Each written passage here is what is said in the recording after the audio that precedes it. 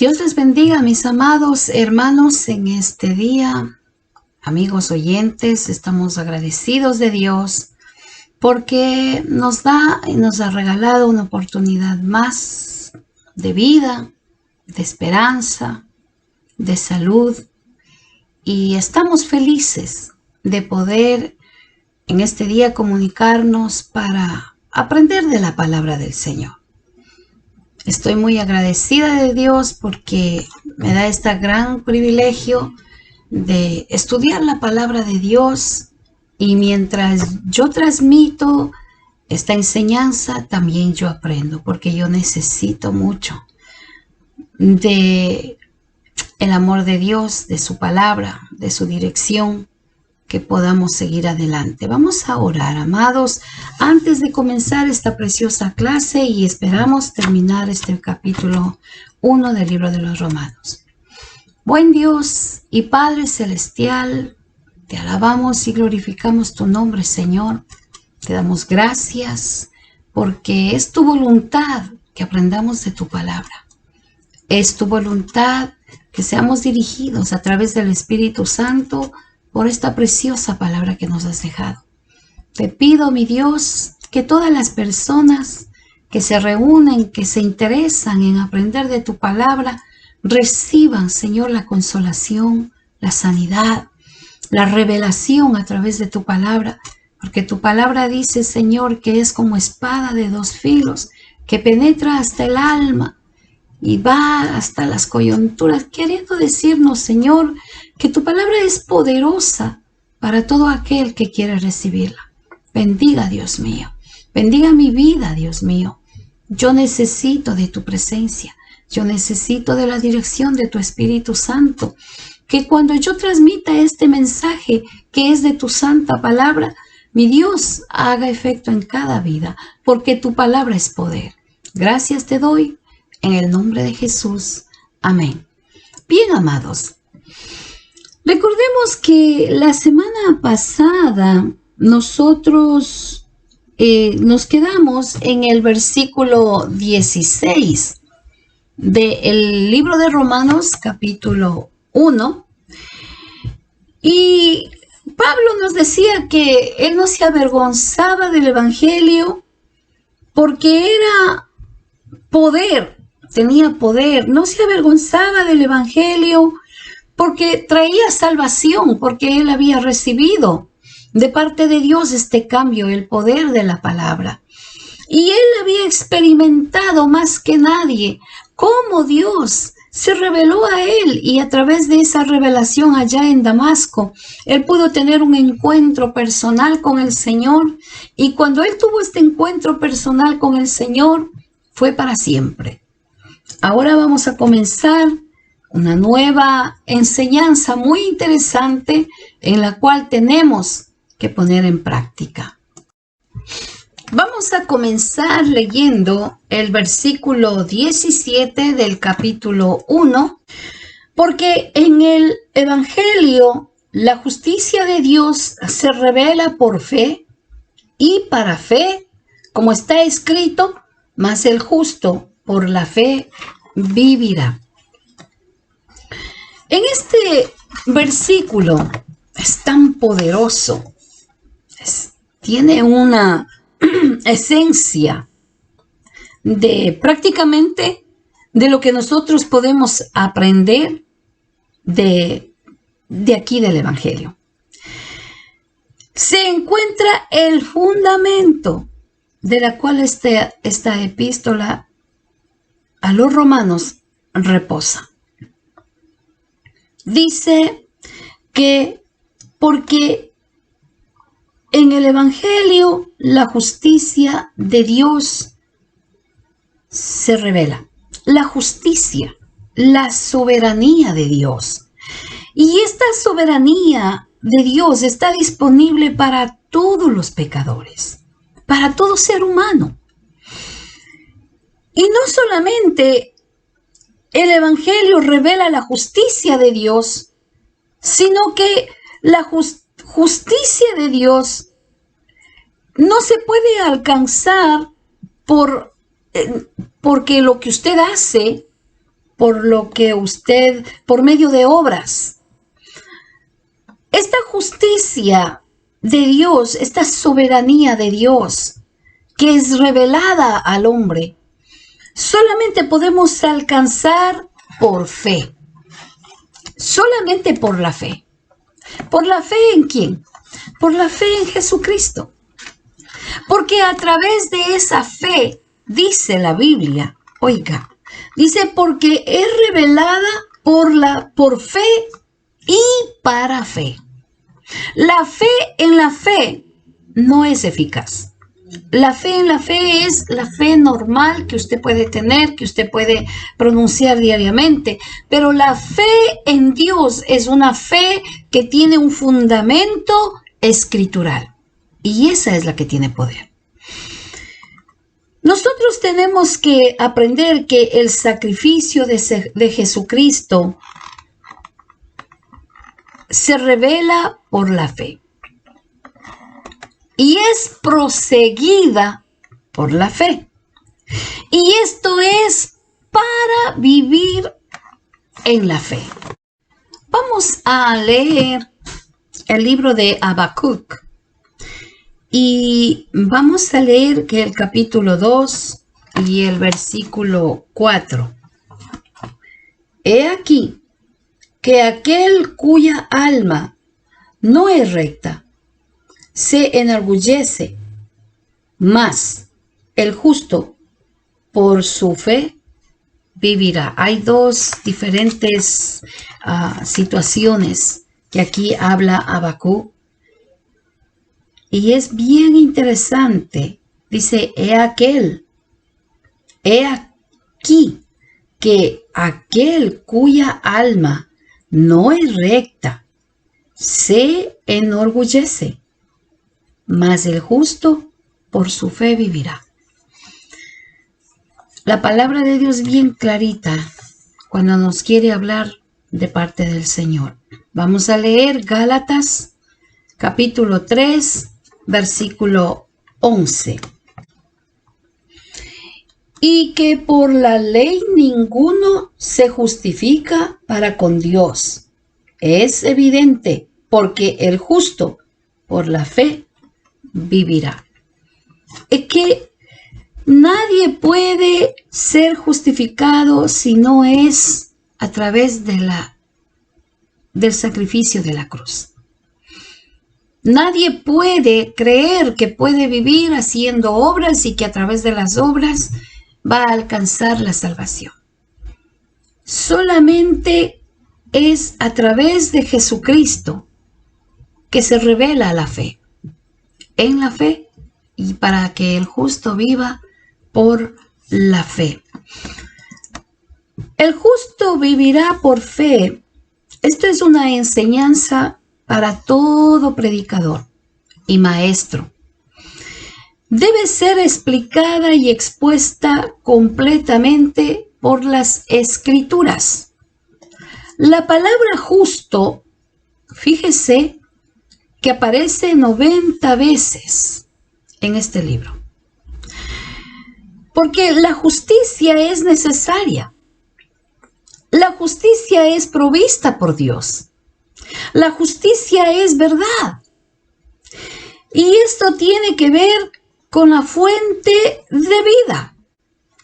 Entonces, nosotros vamos a leer en el libro de Isaías, capítulo 64, vamos a leer el versículo 6.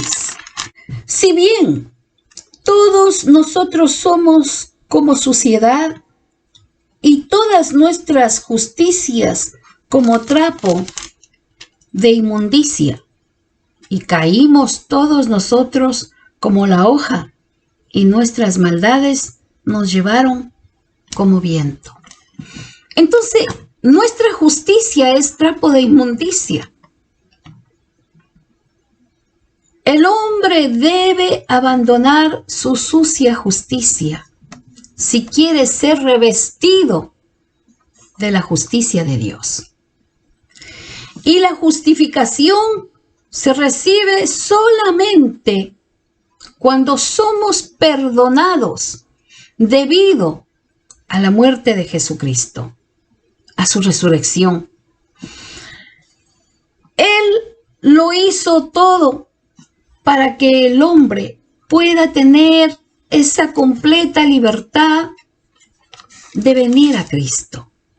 El sacrificio de Jesucristo es el camino, es la puerta que se abrió para que todo ser humano pueda tener entrada libre para venir a Dios. Y esto es muy importante aprender. Nadie, ningún ser humano puede pagar el precio. Cristo lo hizo. Y si alguno dice, bueno, yo doy a los pobres, yo me sacrifico, trabajo las 20 horas y doy mi tiempo al necesitado, sí, está perfecto. Es muy bueno que las personas sean así. Pero eso no le garantiza que usted está en el camino correcto hacia una salvación, para recibir una justificación de nuestras maldades. Vamos a leer Romanos capítulo 10 y vamos a leer el versículo 3 y el versículo 4. Porque ignorando la justicia de Dios y procurando establecer la suya propia, no se han sujetado a la justicia de Dios.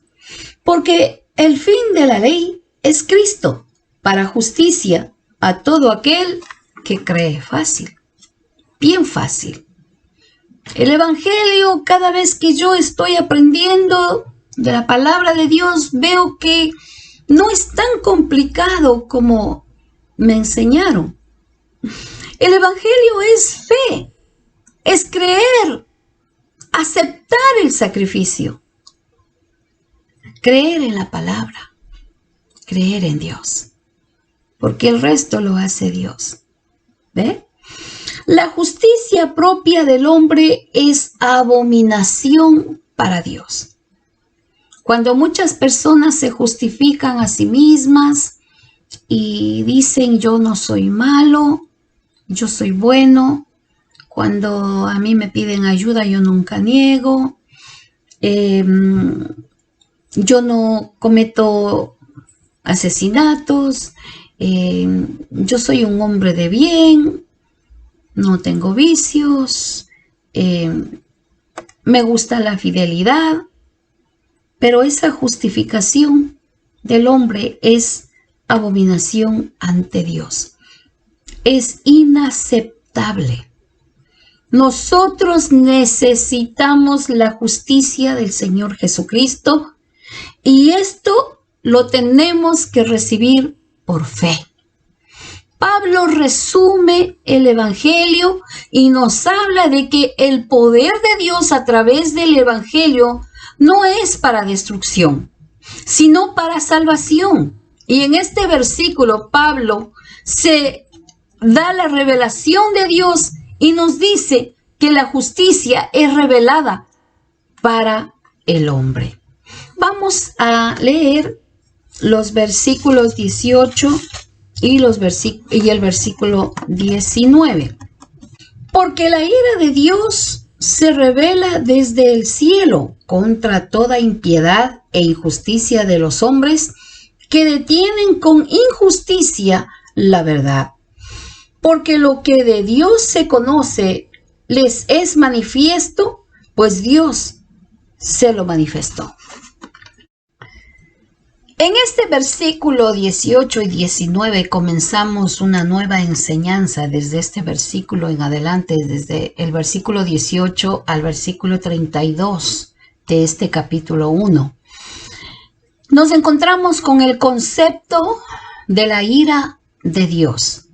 Y realmente esto es alarmante, mis oyentes amigos, y me llena de mucho temor. Todo el tiempo escuchamos decir a las personas, ¿cómo puede Dios castigar a las personas inocentes y buenas? Dios no es malo. ¿Cómo un Dios tan bueno puede permitir que se pase esto y que pase esto? Pues mis amigos oyentes, recordemos que no existen personas inocentes, ni buenas tampoco. Además, toda la raza humana tiene que enfrentar un gran peligro. ¿Qué dice las Escrituras sobre la ira de Dios? Ahora, ¿qué es la ira de Dios? Vamos a comenzar en el Antiguo Testamento. Dios tomó un pueblo, lo separó y les ofreció bendición, muchas bendiciones y privilegios especiales. Pero esto tenía un concepto. Ellos tenían que obedecer y mantenerse en la ley. Pero cuando el pueblo quebrantaba la ley y desobedecían y se ponían rebeldes, se producía la ira de Dios. Nosotros podemos ver toda la historia en el Antiguo Testamento de un pueblo que Dios separó, y ustedes saben, todo el libro del Antiguo Testamento nos habla del pueblo de Israel. Dios los bendecía, Dios les daba toda clase de privilegios, de bendición, pero el pueblo siempre era un pueblo muy rebelde, un pueblo que nunca se querían someter. La esclavitud nunca salió de su cerebro, de su cabeza. No entendían lo que Dios les trajo, una libertad. Y como no querían aceptar, provocaban la ira de Dios. ¿Qué dice en el libro de Números, capítulo 16, versículo 43 al 50? Aquí vamos a hablar de una revelación, de lo que provocó la ira de Dios. Este pueblo se rebeló, fueron desobedientes, y habla de una rebelión de los hijos de Coré,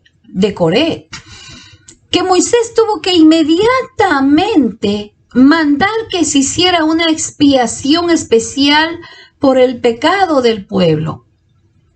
Era tanto la ira de Dios, porque el pueblo siempre iban como contradiciendo, y Dios siempre les decía: me han provocado. Y también tenemos la cita de Números 25, del versículo 1 al versículo 4. Léalo en su casa. Yo le pongo las citas y usted léalo y usted va a entender. El furor de la ira de Dios se manifestaba en la desobediencia del pueblo. Pablo habla con frecuencia de la ira de Dios. ¿Por qué Pablo enfatiza esto? Bueno, Pablo conocía gran parte, había tenido revelación sobre esto, y él tenía que también hablar al pueblo. Vamos a leer en el libro de Efesios capítulo 5 y el versículo 6. Nadie os engañe con palabras vanas, porque por estas cosas viene la ira de Dios sobre los hijos de desobediencia. También vamos a leer en Colosenses capítulo 3, versículo 6. Cosas por las cuales la ira de Dios viene sobre los hijos de desobediencia. ¿Por qué Pablo habla de esto? Aquí en Colosenses dice: haced morir pues lo terrenal en vosotros: fornicación, impurezas, pasiones desordenadas, malos deseos, avaricia, que es idolatría. Cosas por las cuales la ira de Dios viene sobre los hijos de desobediencia. Tiene un motivo la ira de Dios. Y también, ¿qué nos dice en Romanos capítulo 5 y versículo 9? Pues mucho más, estando ya justificados en su sangre, por él seremos salvos de la ira. tenemos esperanza para aquel que quiere recibir. La ira de Dios es el castigo inevitable por el pecado y la desobediencia. Y esto puede alcanzar a todo individuo, pueblo, nación. La ira de Dios se manifiesta o es mostrada, se revela contra toda impiedad.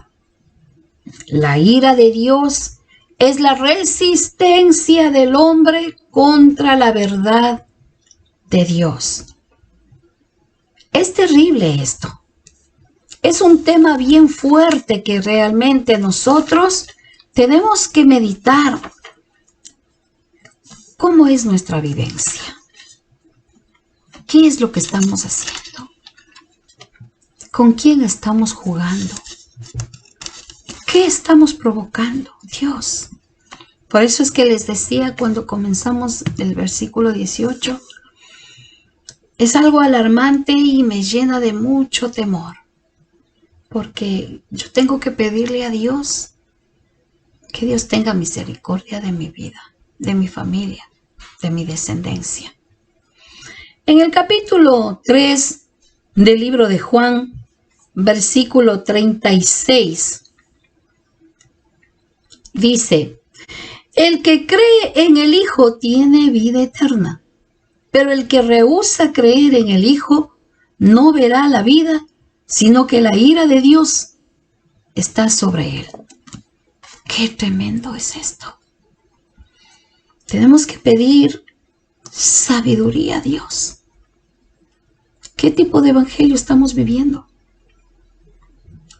¿Qué forma de vida estamos teniendo? ¿A quién creemos que estamos engañando? Dios es veraz. Y lo que está escrito se cumple. La ira de Dios no es como la ira humana. Aclaremos esto. Que está motivada por razones personales, egoístas o por deseos de venganza. La ira de Dios tiene un carácter completamente justo y su propósito es castigar el pecado y la impiedad. Vuelvo a repetir, quiero que quede bien claro esto. La ira de Dios no es como la ira humana, que está motivada por razones personales, egoístas o por deseos de venganza. La ira de Dios tiene un carácter completamente justo y su propósito es castigar el pecado y la impiedad. Dios no es malo. Como dice la gente, que cómo es que Dios permite que pase esto a personas inocentes o personas buenas. No, Dios no es malo. Nosotros somos los que buscamos el castigo por nuestras impiedades, nuestras rebeliones, por el pecado. El pecado que no queremos reconocer que hemos pecado. Y queremos justificar con obras, queremos justificar con muchas cosas, menos con un arrepentimiento o reconocer que estamos mal. Luego dice, porque detienen con injusticia la verdad. La humanidad detiene la verdad de Dios. Ha sido combatida todo el tiempo, ignorada y deliberadamente obstruida. Claro, todo esto también tiene que ver el enemigo que usa a las personas. Luego dice la impiedad. Recordemos que estamos tratando aquí el versículo 18 y el versículo 19 de Romanos capítulo 1. Impiedad. ¿Qué es impiedad? La impiedad es la rebelión contra la persona de Dios. Mientras el hombre no reconozca que está perdido, no existe la necesidad de un arrepentimiento. Primero la persona tiene que reconocer su condición, tiene que reconocer la manera de vivir para que entonces venga a un arrepentimiento. Toda persona, predicador, maestro, puede cansarse de decirle que necesita de Dios, pero si no, la persona no quiere reconocer su condición, es imposible. Entonces, la impiedad se refiere a las ofensas del hombre contra Dios. Las injusticias que hay aquí en la tierra es la transgresión de las leyes de Dios. La injusticia también es a los pecados de los hombres contra los hombres. Recordemos que esta humanidad en que vivimos, muchas veces hay tanta injusticia de un ser humano contra otro ser humano. Y eso también, aunque usted esté haciéndole una injusticia a otra persona, esté actuando con injusticia, eso también es injusticia ante la presencia de Dios. Usted está yendo en contra de Dios. Y esto significa la negación de la soberanía de Dios, porque Dios es justo. Tengamos en cuenta la manera como nosotros estamos comportándonos y en la manera como estamos viviendo. Esto es bien duro, pero es necesario. Versículo 20, hasta el versículo 23. Vamos a leer. Porque las cosas invisibles de Él, su eterno poder y deidad, se hacen claramente visibles desde la creación del mundo, siendo entendidas por medio de las cosas hechas, de modo que no tienen excusa. Pues habiendo conocido a Dios, no le glorificaron como a Dios, ni le dieron gracias, sino que se envanecieron en sus razonamientos y en su necio corazón, y su necio corazón fue entenebrecido. Profesando ser sabios, se hicieron necios y cambiaron la gloria del Dios incorruptible en semejanza de imagen de hombre corruptible, de aves, de cuadrúpedos y de reptiles. Esto es un tema muy serio, mis amigos oyentes. Y tenemos que tratarlo poco a poco porque tenemos que aprender lo que la palabra del Señor nos quiere decir en esta mañana. ¿Cómo el hombre conoce que existe un Dios? Mucha gente se justifica y dicen, a mí nadie me ha hablado, yo no sabía que había un Dios. ¿Cómo usted me va a decir eso? Por la creación del mundo. En Salmos 19 nos dice, los cielos cuentan la gloria de Dios y la obra de sus manos. Aquí le conocemos por medio de la naturaleza, de la creación del mundo. ¿Qué mano poderosa podía haber creado lo que nosotros tenemos? Y esto es un recordatorio diario para todo ser humano de que el mundo tiene un creador y es Dios.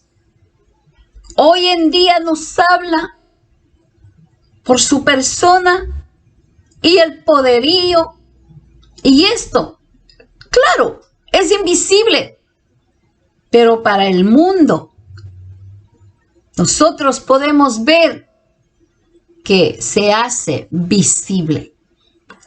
Dios es invisible, es espíritu, pero Él formó el mundo y ahí está la mano de Dios y ahí está el poder de Dios y la naturaleza. ¿Quién sostiene al mar en su límite? ¿Quién puede decir que un pescado puede vivir toda una vida que sea bajo el mar y puede respirar? ¿Quién puede detener los ríos? Solo un poder sobrenatural que viene de Dios. Y ahí se hace visible Dios. Por eso Pablo habla esto. ¿Cómo puede ser vista las cosas invisibles? Pablo hizo esta declaración paradójica y entendemos esto. La creación es una luz clara de la revelación que existe un Dios invisible. Y tenemos citas bíblicas que nosotros vamos a leer y para poder corroborar lo que nosotros estamos enseñando. Porque nosotros tenemos que aprender a hablar todo escrituralmente para que usted vea que es verdad lo que la palabra dice. Vamos a leer en Salmos capítulo 8 y vamos a ver el versículo 3. Cuando veo tus cielos, obra de tus dedos, la luna y las estrellas que tú formaste, digo, ¿qué es el hombre para que tengas de él memoria, que el Hijo del Hombre para que lo visites? Aquí está hablando de la naturaleza, de la creación, de lo que Él hizo para usted y para mí. Y así se manifiesta que hay un Dios que, aunque no le podemos ver, se hace visible a nosotros.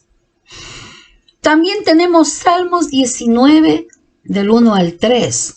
Y ya lo dije, los cielos cuentan la gloria de Dios y el firmamento anuncia la obra de sus manos. Un día emite palabra a otro día y una noche a otra noche declara sabiduría. No hay lenguaje ni palabras, ni es oída su voz. Amados, la palabra de Dios es tan clara. Nadie puede tener una excusa y decir que no sabía que existe un Dios. Y aquí Pablo está diciendo que tenemos suficiente revelación de un Dios invisible y se hizo visible para toda la humanidad. No hay excusa, no van a tener excusa delante del Señor. Luego dice, pues habiendo conocido a Dios, no glorificaron como a Dios. El hombre no le dieron el debido lugar a Dios. La humanidad no le ha dado el debido lugar a Dios, sino que se hicieron independientes, autosuficientes, altivos y le dieron la espalda a Dios.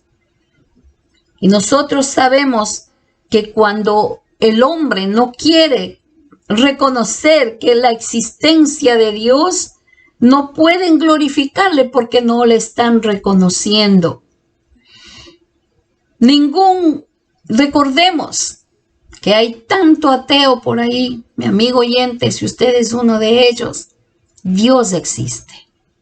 No hay mano poderosa, sobrenatural, que haya podido crear lo que usted está siendo bendecido. También quiero decirle que el conocimiento no tiene ningún valor si esto no conduce a una práctica santa. Usted puede tener mucho conocimiento, quizás hasta bíblico, y tener mucha teología. Usted puede tener grande conocimiento, pero si no está basado escrituralmente y es una práctica santa, no tiene ningún valor. Luego dice, ni le dieron gracias. Oiga, no eran agradecidos, eran seres ingratos. Y al dejar de dar gracias a Dios, significa que el hombre ha roto la relación personal con Dios, porque se vuelven vanos, ingratos. La persona que es agradecida es parte integrante de una vida con el Señor. Porque cuando venimos a Dios, reconocemos que sin Él nada somos. Recordemos que la ingratitud es algo que a Dios no le agrada. Recordemos que cuando Jesús sanó a 10 leprosos, y eso está en los evangelios, eran 10 leprosos y Dios los sanó a los 10, pero solamente uno reconoció y fue agradecido y regresó a Jesús para darle gracias y quiso seguirlo. Verdaderamente la ingratitud es algo terrible en el ser humano. Luego dice, confesando ser sabios, se hicieron necios. El rechazo de la revelación de Dios no es porque son inteligentes, al contrario. El principio de la sabiduría, dice la palabra de Dios, es el temor a Dios. Quiere decir que la persona que rechaza a Dios no es inteligente, como dicen por ahí.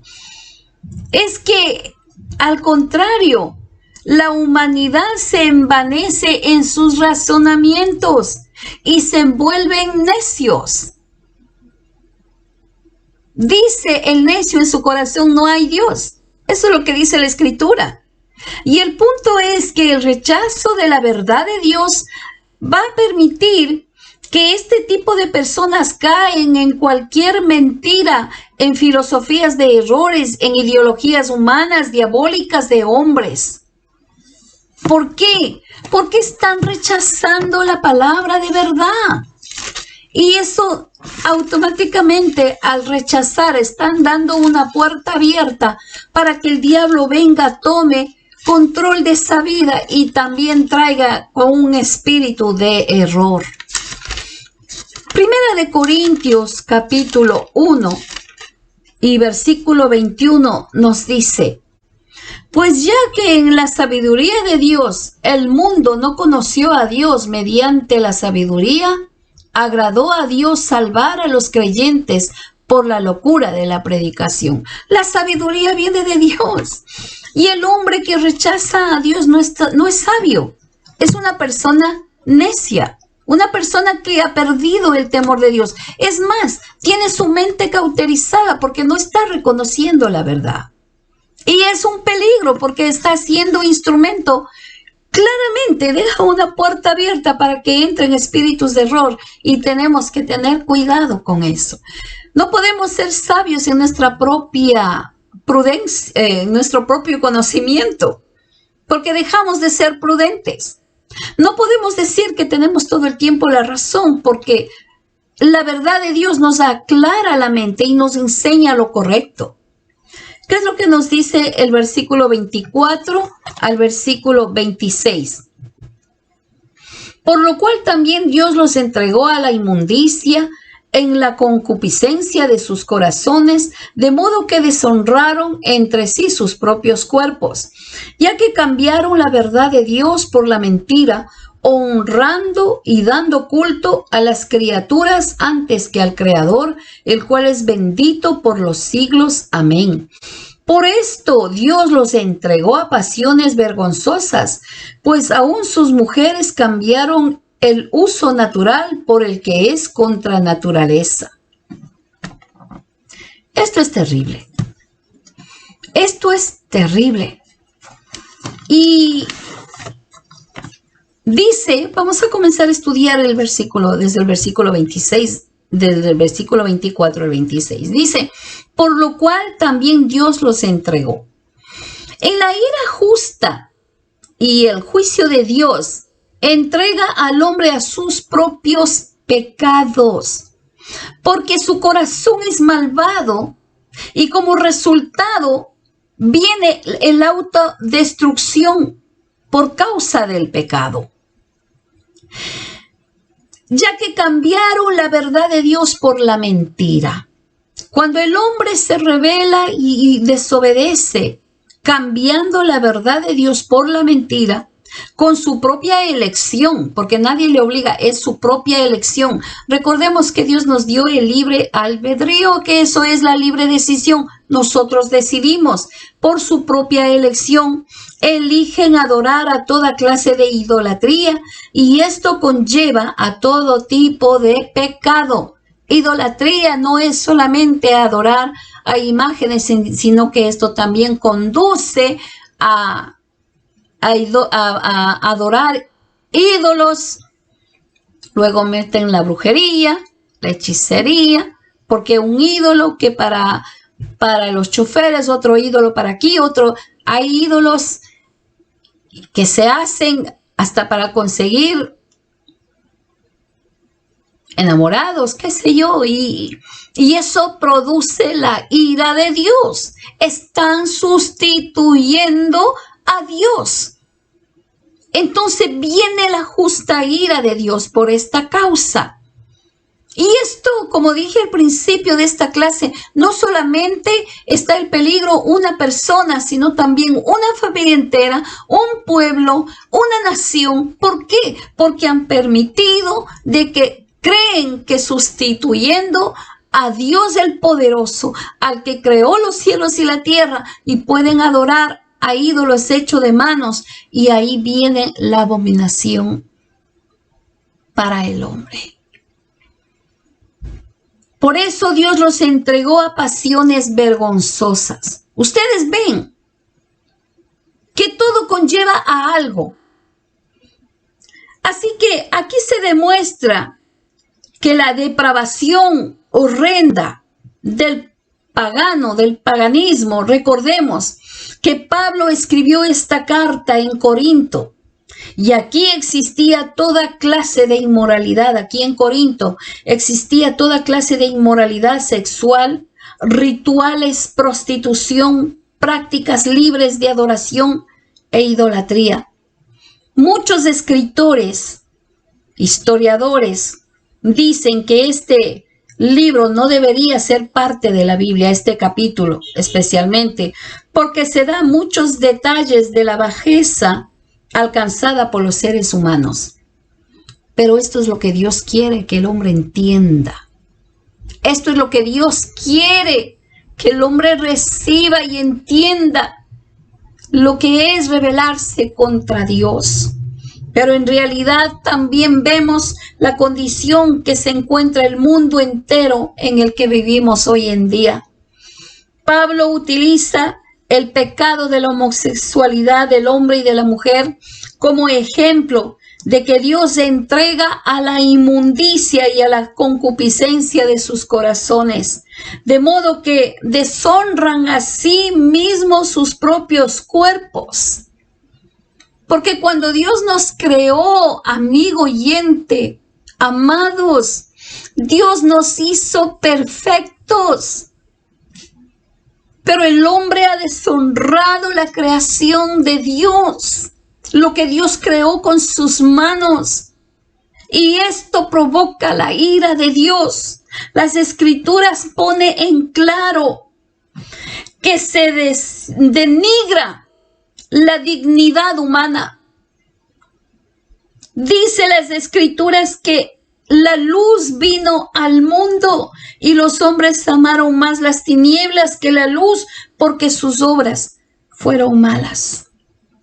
¿Qué es lo que está pasando hoy en día? A la verdad dicen que es mentira y a la mentira lo disfrazan con una verdad. Amados, amigos, oyentes, es difícil el tiempo en que vivimos. Y por esa misma razón debemos de aferrarnos a la presencia de Dios. Debemos tomar en cuenta de que Dios es celoso, de que no podemos convivir en dos aguas. No podemos estar practicando el pecado y también creyendo, haciendo creer a los demás que estamos viviendo una vida santa. A Dios no podemos engañarle. Por eso es que les entregaron, dice, una mente reprobada. Dios no puede bregar con esto porque el hombre decide. Y cuando viene el juicio de Dios, el juicio, la ira de Dios es justa. Y muchas veces Dios da con su misericordia, extiende su mano de misericordia hasta ver si el hombre reconoce su condición. Pero hay corazones duros que no quieren venir a Dios, no reconocen y eso duele. Si como ser humano duele cuando rechazan a Dios, ¿cuánto más al Creador? Amigos oyentes, podamos sentarnos un momento, analicemos nuestra vida. Yo no me estoy excluyendo, estoy con ustedes. Soy parte de la raza humana y necesitamos sentarnos ser honestos con nosotros mismos, pedirle perdón a Dios, pedirle misericordia, porque no podemos engañar a un Dios poderoso que discierne los pensamientos. Nosotros mismos nos engañamos. Dios nos ayude que en este día, esta clase, esta palabra de poder que transforma, llegue a su corazón. No importa que usted tenga 40 años en la iglesia. Si usted no ha nacido de nuevo, no está correcto. Debemos venir a los pies de Cristo una vez más. Debemos hacerlo.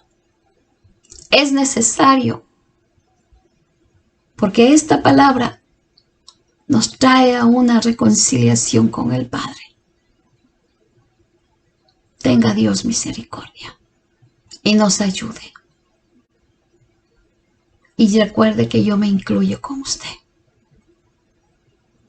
Yo necesito de Dios. Yo necesito alcanzar esa salvación.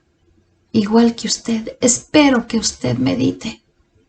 Espero que usted haga esta oración. Que usted pueda reconocer que necesita de Dios. Que todo este tiempo ha estado perdiendo tiempo en la iglesia, aparentando lo que realmente no estamos viviendo. No esperemos que Dios ponga su mano. Que Dios nos ayude. Dios les bendiga. Nos vemos la próxima semana.